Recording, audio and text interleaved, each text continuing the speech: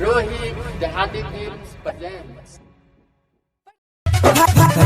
DJ Sri Digital Audio Recording Studio DJ Rina Sitaman Rohit Dehati Films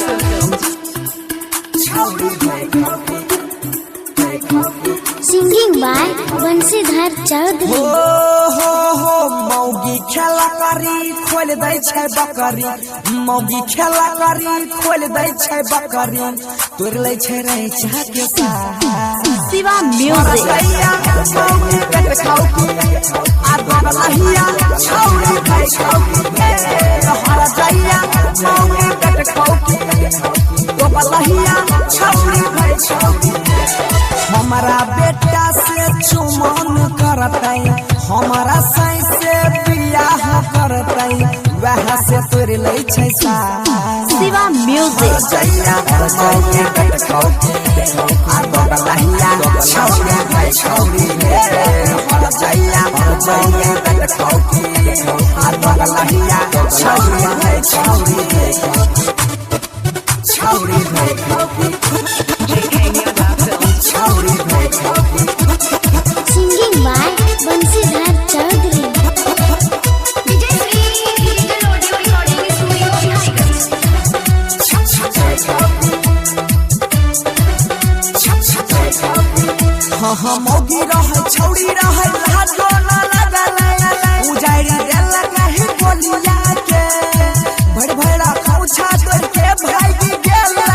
सबरी होई नवा टोलिया के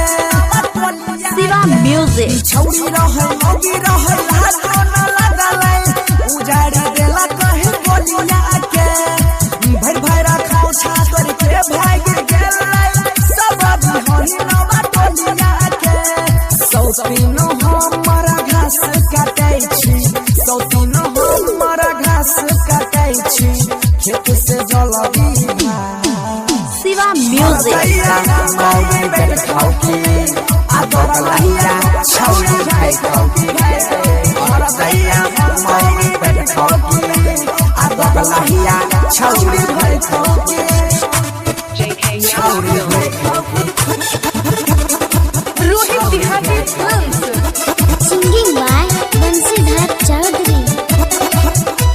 DJ Sri Digital Audio Recording Studio हाँ हाँ बहुते लगलै हमारा खेत में खरा चाह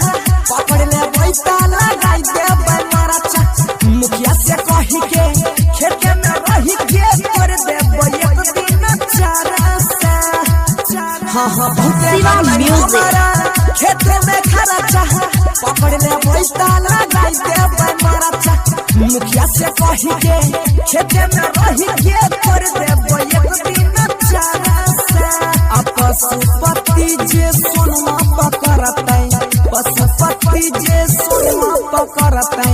फाड़ देते पकड़ के हर जइया मौगी पेट खाउकी आ बगलहिया छौरी भाई छौरी